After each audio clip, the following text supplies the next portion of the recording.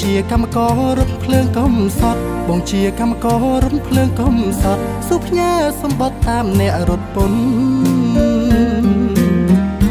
ស្រាប់តែអូនមានថ្មីហើយជីវិតខ្ញុំហើយទុកស្នេហ៍សែនធ្ងន់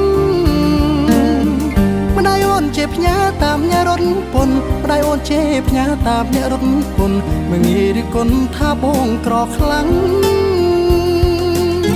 ស្ពានអូតកីស្ពានអូតកែអោពពាខែនឹងស្រែបារាំង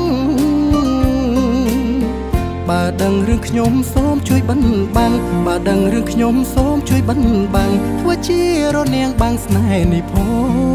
ង